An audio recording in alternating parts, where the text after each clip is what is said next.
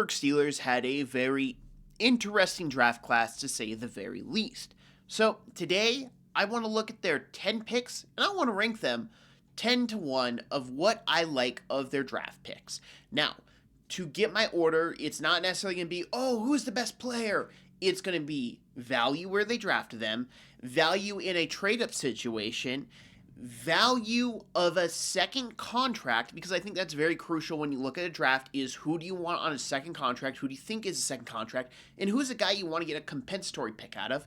And lastly, just if I like the player or not, because that's a big thing to me. Is if I don't care for the player and I don't really think he fits in a proper direction or anything like that, it's not going to work. And lastly, I think this needs to be addressed. Scheme fit is important, but really everything kind of does fit in scheme, so it's not going to play a big factor in this ranking. But let's jump into it as we get into it with the number 10 spot.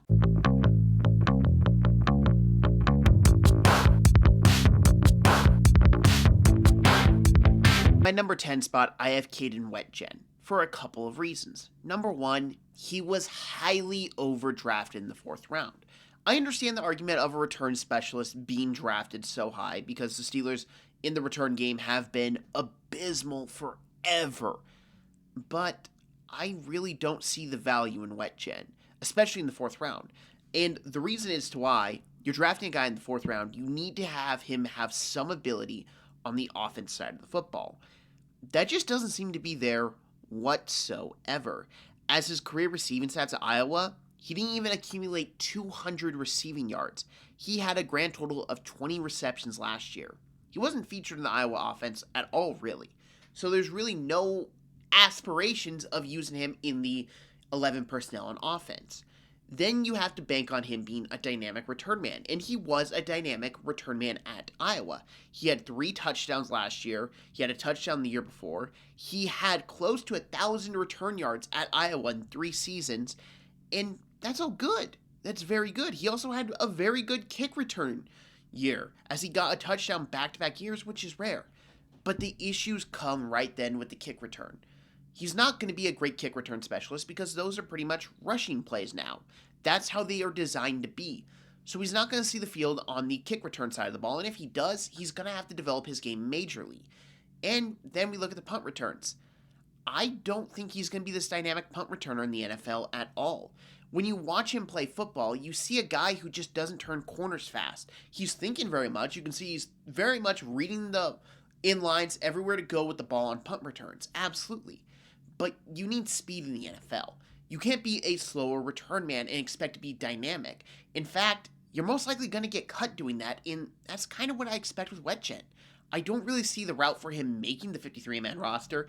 If he makes it this year, I don't see it the year after, because he's very limited, and I just don't see him being this elite return man that you have to keep him on the roster no matter what. He's a great college player, great college returner, but that's not how it goes in the NFL. He's going to have to get better at turning corners. If he can do that, then sure, there is a roster spot for him. But I just didn't see it on his film enough for me to really believe he's an NFL player. And when you pick him in the 4th round, you need him to make your roster the first 2 years no matter what.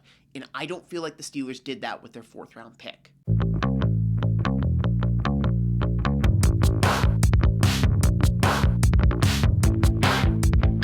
At number 9, I have Gabriel Rubio, and Rubio was really hard to judge because I didn't watch him in the pre-draft process. In fact, it's one of the reasons why this video was so delayed. I had to find as much Rubio film to watch as I could before I made anything talking about him.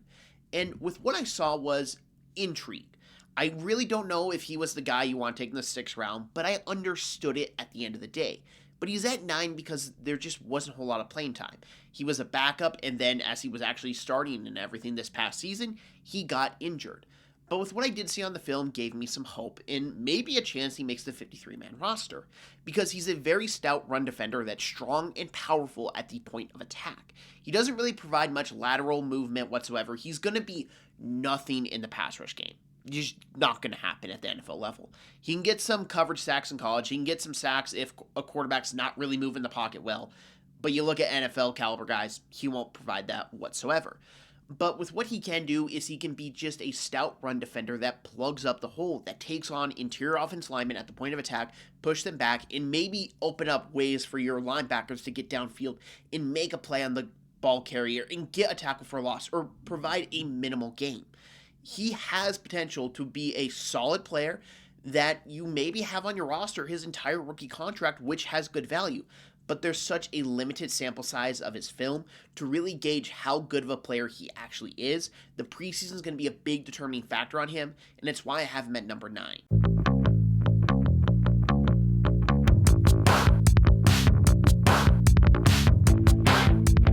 Jennings Dunker is at number 8, and this is a very unpopular opinion, but it comes down to stuff I mentioned earlier. Value of where you were picked, if I like the player, in second contract. For me, all three are a big no. You do not draft him in the top 100 in my opinion, and I understand why people like him. He's athletic, he's got good size, he's got good frame, he should be better than what he actually is. But that's the problem. He should be better. When I watch his film, I get a little hope, I get optimistic, then I realize he was an older prospect. He is more complete as a player than a lot of other offensive linemen you could have taken there. And they're going to move him into guard. And guard is not going to do him any service. Neither would tackle, to be honest, because his footwork is bad. His hand placement is bad. He lunges so often in pass protection. His pass protection reps are some of the worst I saw out of all the offensive linemen I saw. And I had a lot of guys I was lower on the consensus, and I had a lot of guys that I just watched a little bit of, and they were so bad I didn't think they'd get picked.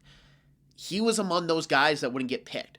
The reason why I didn't have him completely just down the board of undraftable was because he's a very good run blocker. He can run block very good, strong, physical, nasty in that aspects. But I don't see how he fits into the current Steelers offense, of which is going to be spread it out, pass it, pass, as that's Mike McCarthy. You need guys who are good in pass protection. And Jennings Dunker has no real good reps in pass protection on his film. It is very developmental. And by developmental, it's not Max Yannicor level of, oh, there's promise here. It's developmental as you have to start from the scratch.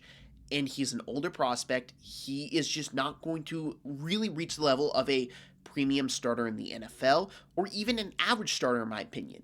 At best, you're getting here with a top 100 pick is a replacement level player, and that's just horrible value by the Steelers in my opinion, and it's also why I really just think they missed on this draft in general. When you have so many top 100 picks, you can't miss like this when your team needs all the help they can get.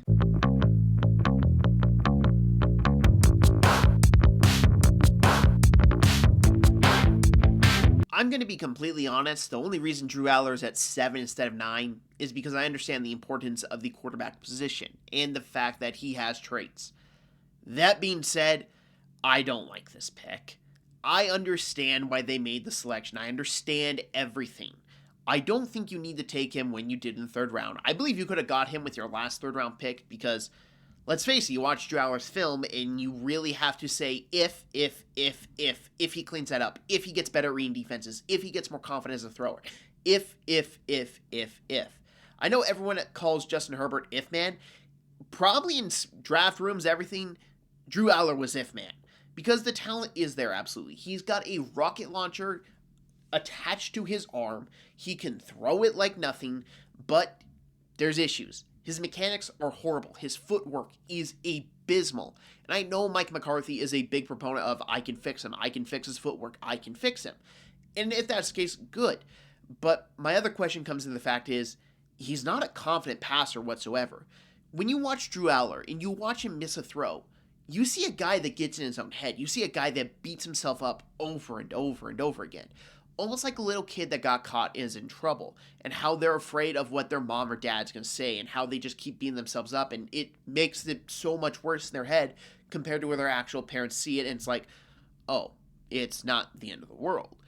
That's what Drew Aller plays the quarterback position like, and it's a major concern for me, because you will miss throws, you will have bad throws, you will throw it to the defender's hands. It happens to every quarterback. but you can't let it define you. You can't let it define the game. And that's an issue we've seen with Aller time and time again, especially in the big moments, in the big games, because these defenses get better and they're more likely to pounce on those opportunities because of his bad mechanics. They're more likely to pounce on his lack of ability to read defenses. They're more likely to pounce on those opportunities, like I said. And then we also have to talk about the fact, let's be honest, he was drafted because he's from Pennsylvania. He played college at Penn State. If he played college at, let's say, Washington, would he be a Pittsburgh Steeler? I don't think so. To me, this feels like another one of those, let's draft a guy from Pennsylvania type move. Same thing they did with Kenny Pickett. But I will at least say this. Drew Aller has better potential than Kenny Pickett ever did, and same with Will Howard. But the question is, you're drafting this potential if man instead of what he actually is and most likely going to be.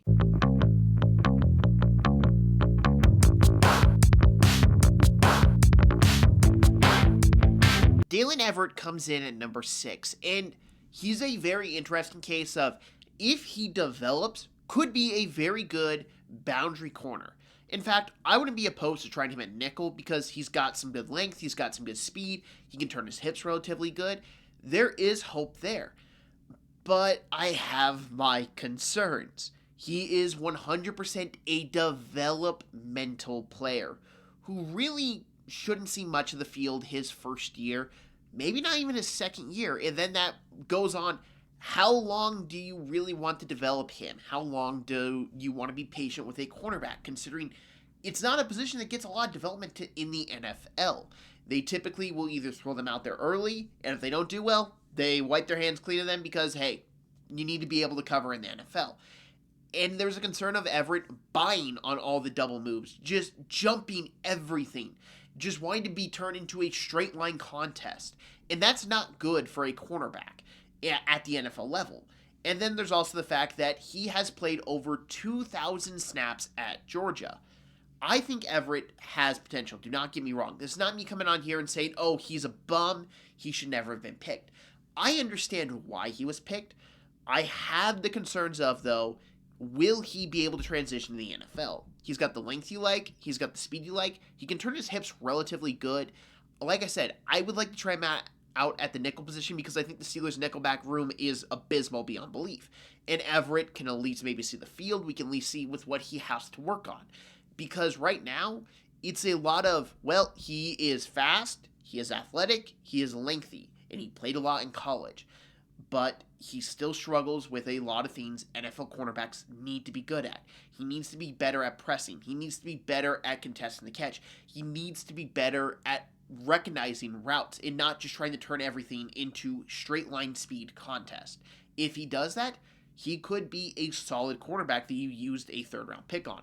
But if not, you just wasted a top 100 pick. And that's a big risk with Dalen Everett, and I wish him nothing but the best because he's got all the tools, everything you want out of a starting cornerback in the NFL. He just needs to get better.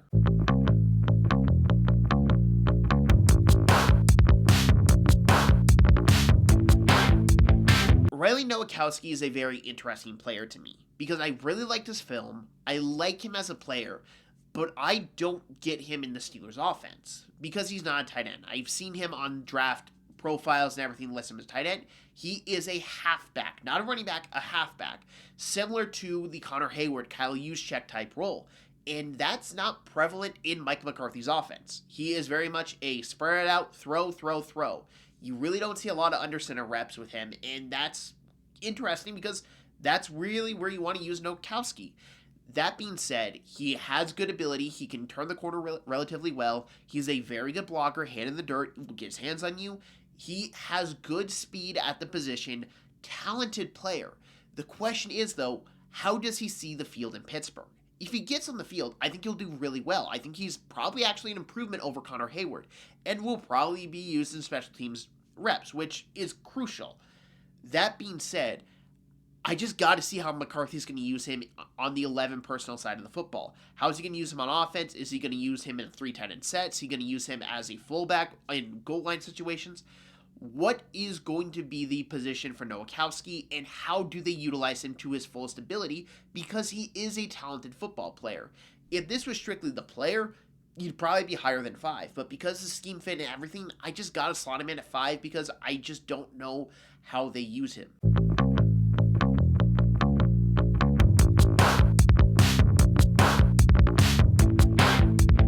Robert Spears-Jennings is a player I'm actually very excited about because he brings something to the Steelers secondary that they lack, and that is speed. Now the problem is, though, he plays box safety, and that's pretty much every single safety the Steelers have. They don't have a deep roaming safety. But with Robert Spears-Jennings, I at least see the traits that maybe you could try him out there. I don't necessarily know if he would excel at that. You could try him at the nickel position. He's quick enough. He's got good lower body movement enough. I think he could do it, but I don't know if he excels at it. But let's be honest here. Robert Spears-Jennings' role is really easy to define.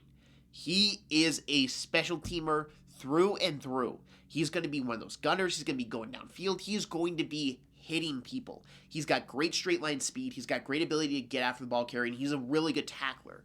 He is going to be a special teams demon for the Steelers, and overall, you get that in the 7th round. That's great value, and that's got good value to turn into a second contract if he brings you enough value on special teams that it warrants it. So overall, one of my favorite picks that they made.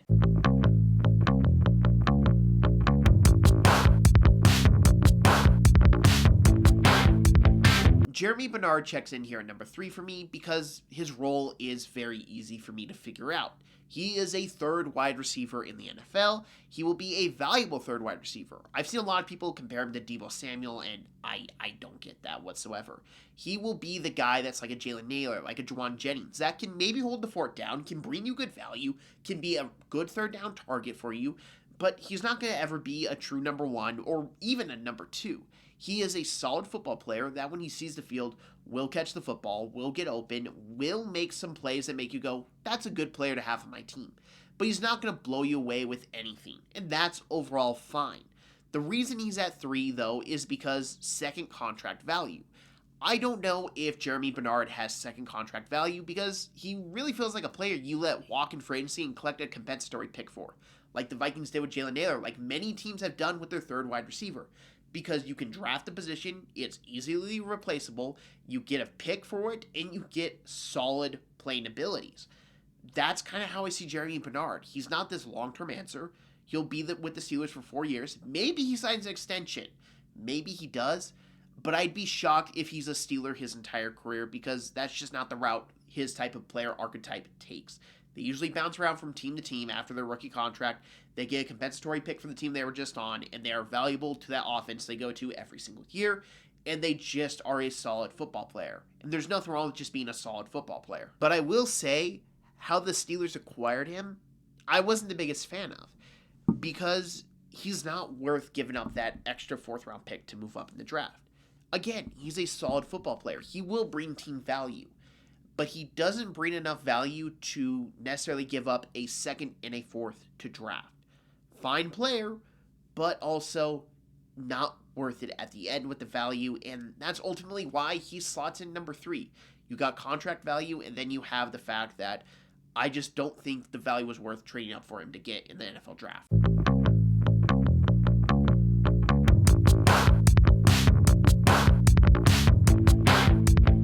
Now here comes probably my favorite pick of the draft for the Steelers, Eli Heidenreich. And that's strictly because I see the potential in him. I see him as this guy that can become that slot wide receiver that can provide some pop because it is there on his film. Now, he never really dealt with press man because of how Navy used him in route designs. They never really got him in that role, so we don't know how he'll handle press man coverage at the next level. But he's a talented receiver, really good at turning the corner, really dynamic as an athlete, and overall, I watch Eli Heidenreich and I watch WetGen right next to each other, right beside each other on the film watch through after day 3 of the draft. And I remember saying, this guy's your dynamic returner, not WetGen. He is enormously talented, will have a spot in the NFL. If he doesn't make the Steelers' 53-man roster, someone will pick him up and work to develop him as that slot wide receiver. He's fast, got good hands, had 50 receptions at Navy Of all schools, Navy. And they don't pass the ball often, but when they pass the ball, odds are it was going to him because the next closest guy was 20. It is insane how good of a player he was in the Navy offense and how much they utilized him, because they do not throw the football. But they had to include him in the offense in the receiving game to use him. They developed different passing structures to use Eli Heidenreich at Navy. They valued him as a player, and it's easy to see why. Great athletics, great burst, great ball carrier vision. You can use him in handoff situations. You can use him closer to Deebo Samuel than Jeremy Bernard. It is going to be very interesting to see how the Steelers utilize him. I hope he makes a team because I really think there's something special with him. And at the very least, you have him on the entire 53-man roster entire year, so no one steals him off your practice squad, because if he goes to your practice squad, he will be stolen by a team that's going to work and develop him into something better than with what he currently is. And the Steelers can't afford to do that, considering the receiver room is still pretty bad. So keeping Heidenreich on the roster makes the most sense to me, and he brings you more value than Roman Wilson or other guys on the current roster.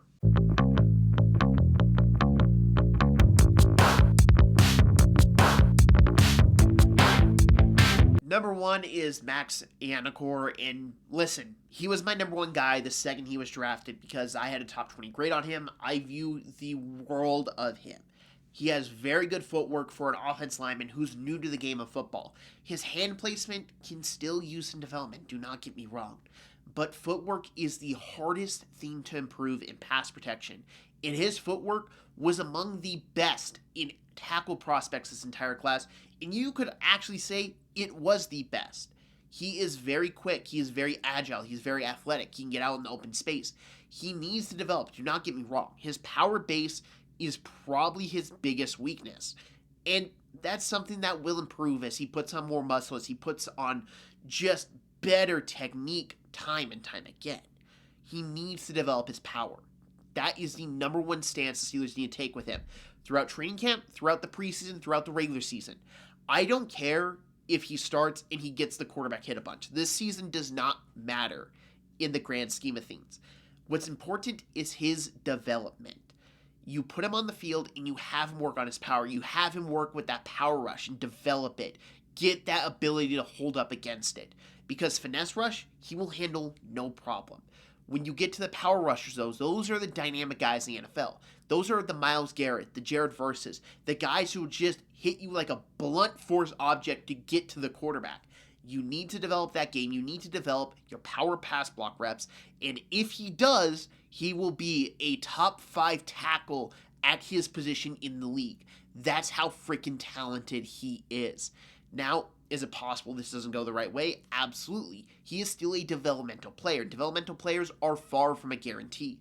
But you watch him on film and you have to love his upside. And just like I do, I think he will be that type of guy. At the very least, I expect him to be a top 10 right tackle in the NFL by the end of year 2. I hope you all enjoyed this video, and this was me having a fan perspective, but also just all the work I do in the draft preparation. These are my thoughts on these players, and I am authentic. I will say my mind. I will speak my mind. If I don't like a pick, I will just say it. I'm not going to beat around the bush and say, well, I don't want to be wrong. So the draft class I grade out is a B. Let's be real here. It's a C-. This draft class has the potential. Max Iannacor can be really good, can be a very good tackle in the NFL for a long time. Heidenreich gives you some splash. Robert Spears-Jennings is a good special teamer. Nowakowski can really be a good player for your team. Everett, developmental. Aller, you hit on that. That probably ups it to a B, but I have my doubts on that. And a lot of the other stuff, it's really just fine, solid. The guys I had my vocal opinion on that I was harsh on, yeah, I don't see them being long-term Steelers. But like a Gabriel Rubio, I could see him developing. I could see him being something. There just was so little film work to really put into him that it's hard to really judge him as a player right now. But then you have guys who I think were highly overdrafted, like Wetjen and Dunker, who I don't think will be Steelers by the end of their rookie contracts. That's kind of how I looked at this draft class. Was there were guys they picked that you want guys to at least see the end of their rookie contract that I don't see making to the end of it. And then you have some fun guys, like my 7th rounders. I had both ranked in my top 5 with Robert Spears-Jennings and Eli Heidenreich. both guys that have potential to be something really good, dynamic. But there's the question of, do they get the roster spot because they're a 7th-round pick? Does a veteran beat them out because veteran presence? That's all stuff you have to consider. And ultimately, it's just kind of reinforces my thought process on the Steelers, is that they just don't know what they're doing half the time. I don't believe they went into this draft and really had a solid game plan.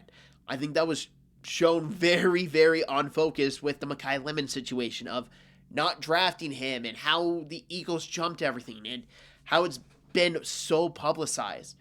It really feels like they just aren't in tune with the league as much as they would like to be, and that creates a lot of concern for me. So overall, I really do like some of these picks, but others I just have so many more questions about, and it really results into how I view this regime. It's not a good point to view this regime, and ultimately I'm curious to see if they see these rookie contracts themselves. If this coach, if this general manager, this assistant general manager sees these rookie contracts, and same thing goes for Art Rooney. Does Dan Rooney take over by the time these contracts are up? And right now, I'm starting to think that they will not see it. But I'd like to thank you very much for watching. If you liked this video, hit that like button for your channel, hit that subscribe button. If you'd share this, I greatly appreciate it. I hope I'm wrong on a lot of these picks. I hope they turn out much better. I am a Steelers fan, but I will be authentic, I will be honest, and that's just my opinion. So, thank you very much for watching. I hope you all have a great day, and see you next time.